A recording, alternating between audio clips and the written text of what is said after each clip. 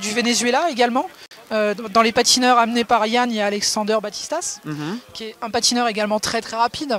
Bon là, ils sont un petit peu enfermés en milieu de peloton, mais on ne serait pas surprenant. Tiens, on les voit remonter d'ailleurs, là, les Vénézuéliens.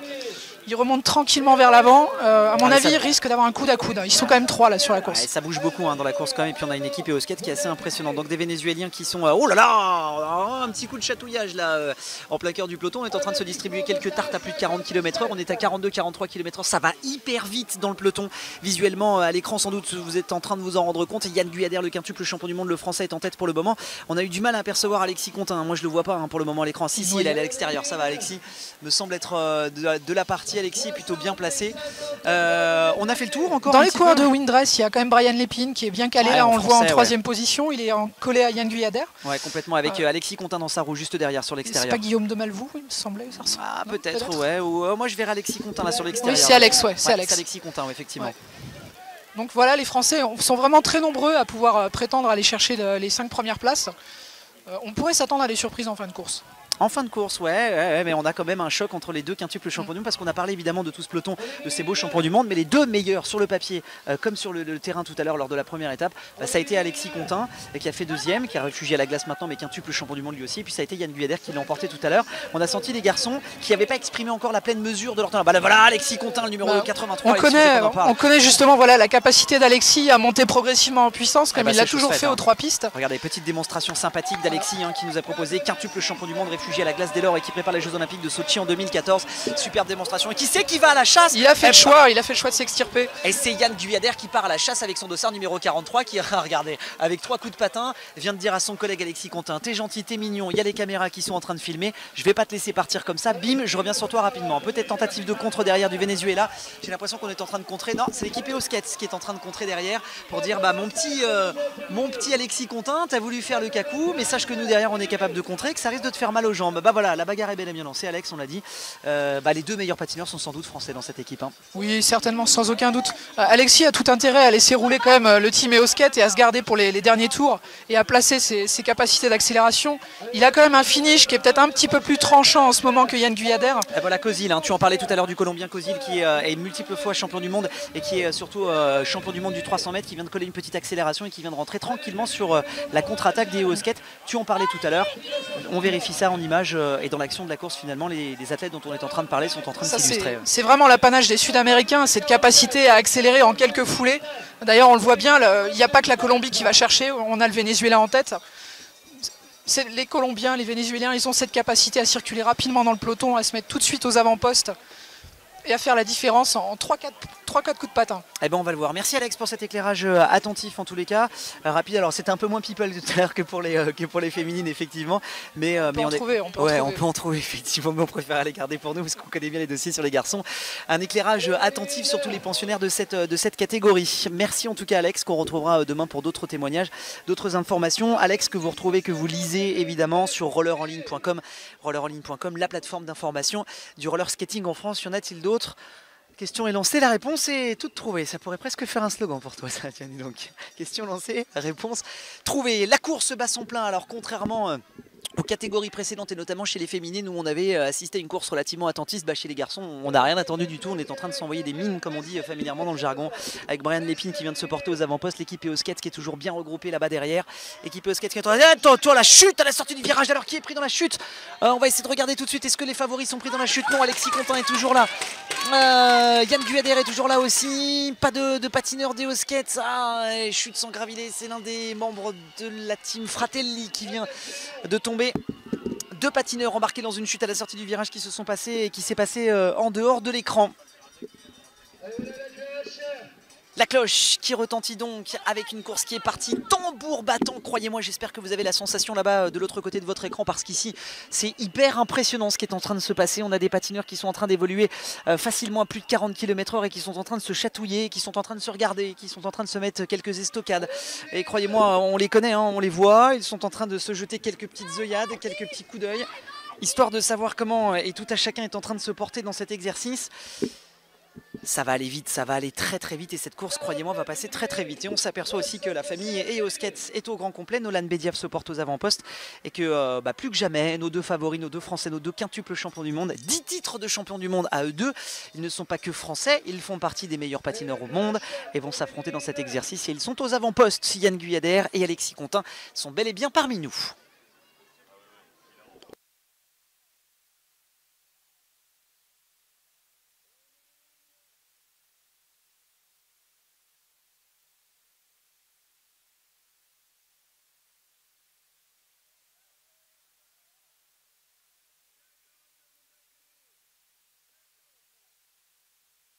Allez, on écrème toujours et encore dans cette catégorie des élites, avec à l'intérieur nos patineurs d'EOSkate qui sont tous au complet pour le moment. Aucun d'entre eux ne manque à l'appel. Ils sont en train d'encadrer comme il se doit leur leader, Yann Guyader.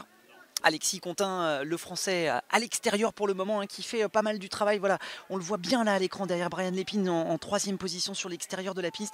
Il est en train vraiment de faire le boulot à l'extérieur. Alors peut-être un peu plus de distance pour Alexis Contin, mais comme il profite de la bosse, il y a peut-être une économie d'énergie. Puis surtout, on s'évite un petit peu la distribution de claques, si je puis dire, la boîte à baffes, comme on dit dans une équipe EOSkate qui, regardez, dès qu'il y a un patineur simplement qui essaie de se glisser aux avant-postes comme Brian Lépine, et bah tout de suite, les EOSkate, poum poum, se remettent en tête. La platine en carbone ultra légère EOSkate, cette marque qui a investi grandement dans le roller et qui a permis de véritables innovations technologiques, et bien nous offre un très grand spectacle. C'est un Vénézuélien qui est obligé de mettre la béquille pour le moment, l'un des membres du team Guyader qui est obligé de mettre la béquille sur le côté, en l'occurrence au dossard numéro 87. Il s'agit de Guzman Johan pour le team Guyader. Un Yann Guyader qui, je vous le rappelle, dès lors est devenu sélectionneur de l'équipe du Venezuela.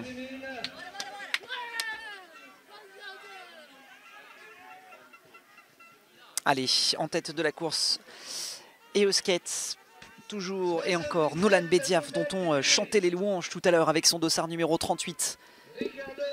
Yann Guyader et à l'extérieur, Brian Lépine et Alexis Contin, de bleu vêtu.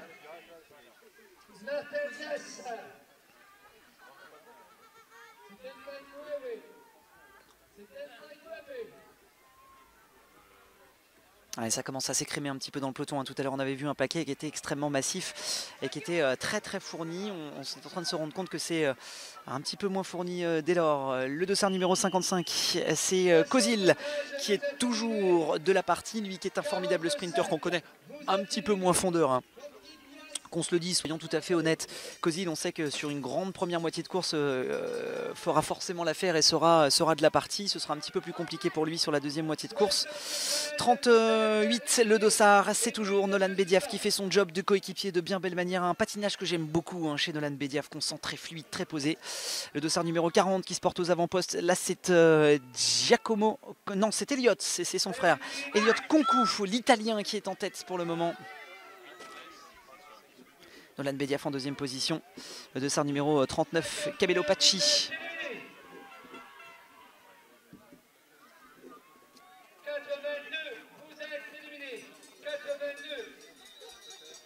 Alors on élimine toujours à l'arrière du peloton pendant qu'à l'avant, très peu de changements simplement entre les différents hommes de tête. Toujours le dossard numéro 40, l'un des frères Concu, Elio en l'occurrence, qui est toujours en tête. Nolan Bediaf en deuxième position. Pacci derrière, Pacci, Cabello. Coéquipier modèle en la matière.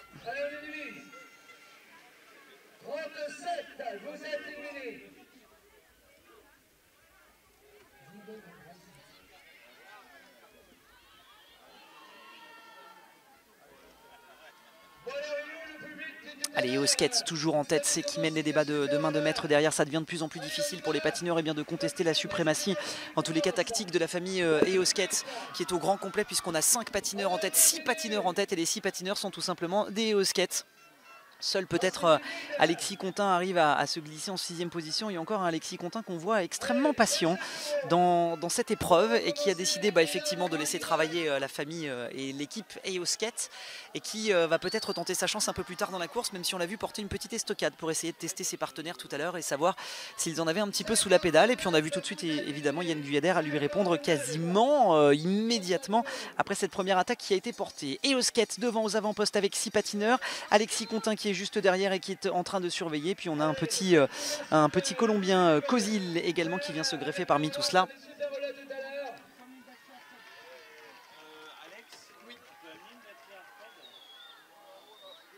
Ouais, ça chatouille un peu. Et on élimine toujours à l'arrière du peloton. Dossard numéro 40, toujours en tête, on est en train d'emmener, on est en train de faire le boulot chez Elio Kunku. Elio Kunku qui fait le job plus que jamais. Nolan Bediaf en deuxième position, Yann Guyader qui est tranquillement placé en quatrième position et qui n'a que très peu d'efforts à réaliser en la matière.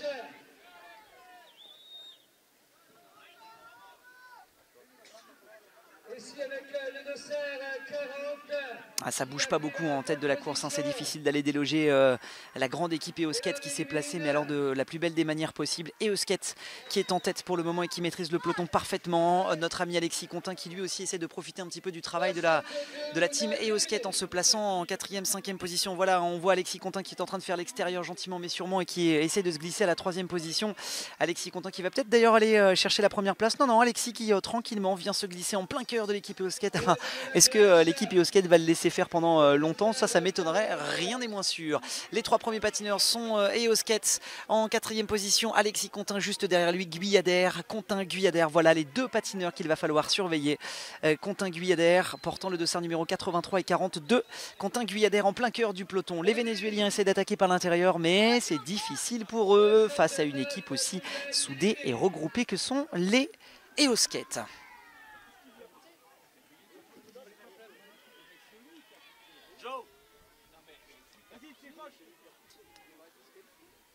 Allez, voilà la famille et l'équipe. Je dis la famille, hein, ils sont tellement nombreux.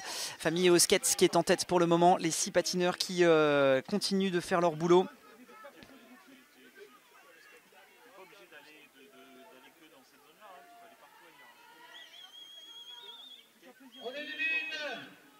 Alors, on continue d'éliminer à l'arrière du peloton.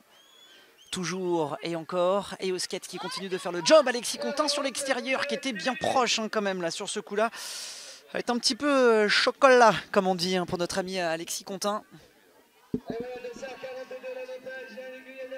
Ah bah voilà, Alexis Contin qui s'est fait une petite frayeur sur cette élimination et qui a décidé de prendre le commandement des opérations en se disant c'était peut-être un petit peu chaud sur ce coup-là, je me suis fait peur, je me suis fait une frayeur, ah bah je vais prendre le commandement. Dossard numéro 83, c'est Alexis Contin qui est en tête, derrière lui Yann Guyader et à eux deux ils comptent 10 titres de champion du monde tout simplement. On a là 2 garçons qui font partie des meilleurs patineurs au monde et ils sont français, ça tombe très bien. Alexis Contin qui est en train de gérer finalement très bien sa partie, même s'il est tout seul et qu'il est un petit peu esselé par rapport au reste du peloton. Alexis Contin, qui se fait un petit peu bouger, Alexis Contin, pas le reste de l'équipe Eosket, là, qui s'est fait un petit peu chatouiller par Nolan Bediaf, pendant qu'à l'intérieur, c'est un Colombien qui fait son boulot et qui est en train de revenir aux avant-postes et qui est en train d'essayer de pousser, peut-être même un Français. J'ai cru un Colombien, mais il se pourrait bien que ce soit un Français. Et ouais, effectivement, puisque c'est le dossard 46, c'est celui d'Elton de Souza qui est venu un petit peu mettre le feu aux poudres. Elton de Souza en première position, un Français. Le reste de l'équipe Eosket est en train d'emmener dans un fauteuil son leader, Yann Guyader. Alexis Contin est toujours plein fer. Il reste à l'écho encore une petite dizaine de patineurs qui peuvent prétendre à se qualifier pour les 5 simplement. Il n'y en aura que 5. Oh là là, c'était chaud. Ouh là là là là, c'était chaud pour Alexis Contin qui a dû passer tout près de l'élimination à simplement un tout petit patineur à peine devant le Venezuela qui essaye d'emmener un petit peu parce qu'on s'est rendu compte que face à l'équipe Eosket, si on ne prenait pas les devants, ce serait extrêmement compliqué de pouvoir jouer quelque chose. Alors le dossard numéro 84, il s'agit de Batistas Alexandri qui a décidé de partir devant. Derrière, Elton de Souza va être obligé de marquer le pas sans doute. Ça va commencer à être extrêmement difficile, on arrive dans le top 10, on est dans ce qui se fait de mieux en matière de roller skating mondial. Les meilleurs patineurs sont en train de s'affronter en ce moment, ils ne sont que une grosse dizaine désormais sur la piste à pouvoir prétendre aller jusqu'aux 5 places qualificatives pour l'emballage final. Et on élimine au fur et à mesure, portant le dossard numéro 46, c'est dès lors de Souza, Elton qui vient d'en terminer, mais une très belle 12e place sans doute pour Elton qui est en train gentiment mais sûrement d'année en année de gratter des places et d'atteindre l'élite mondiale. Ils ne sont plus qu'allés une grosse 3, 6, 9, allez, une petite dizaine de patineurs désormais à pouvoir espérer se glisser dans les 5 premières places et pouvoir filer vers l'emballage final. Et il y a encore énormément de patineurs d'Eosket pour ne pas dire toute l'équipe en intégralité. Ça va être compliqué quand même pour ceux qui sont à l'extérieur. 6 patineurs d'Eosket et 5 places simplement pour la finale. c'est peut-être un Français, encore une fois, qui va devoir nous quitter, Aurélien Roumaniac.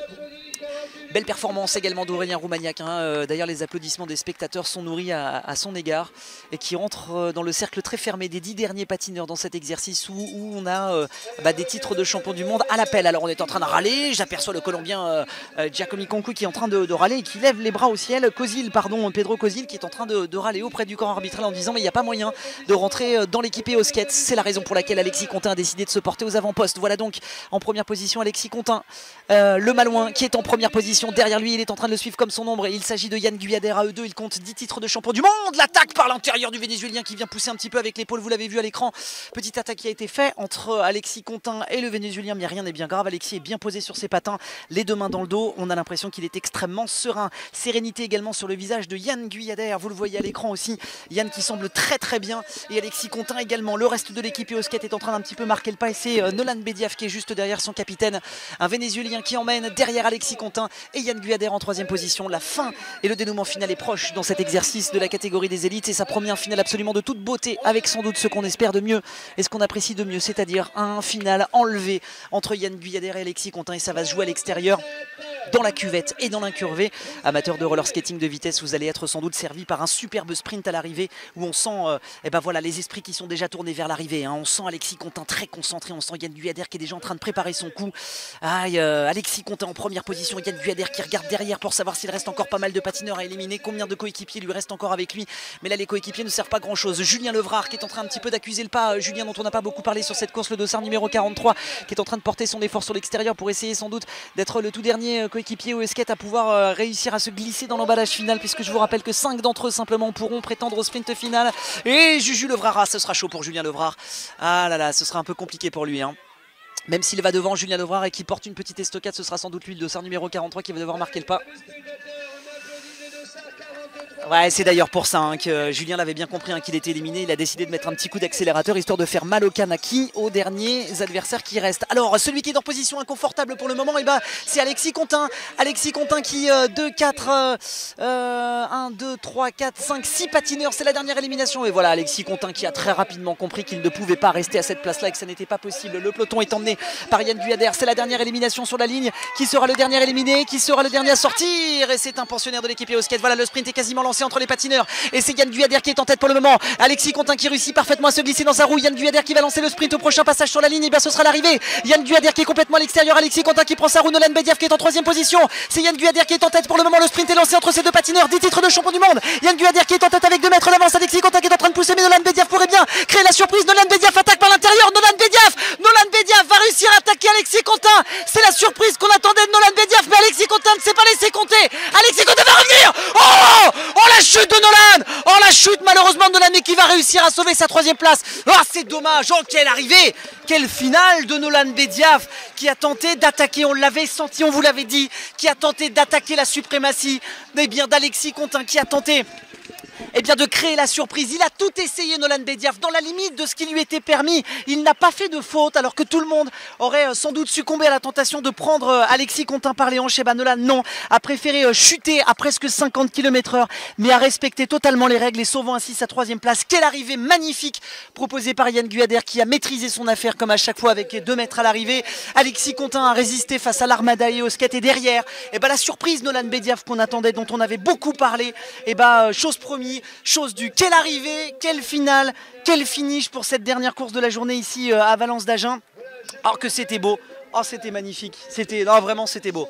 Beau et magnifique. Alors on voit bien que les spectateurs à côté de nous aussi sont ravis par ce spectacle qui nous a été proposé.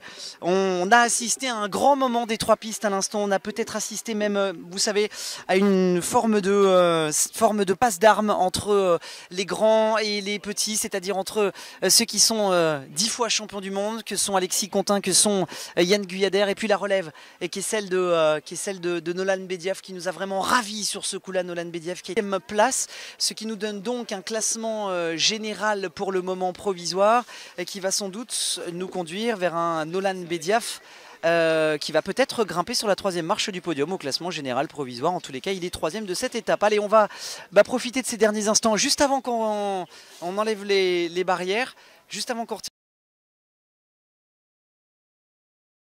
les barrières pour saluer nos amis spectateurs.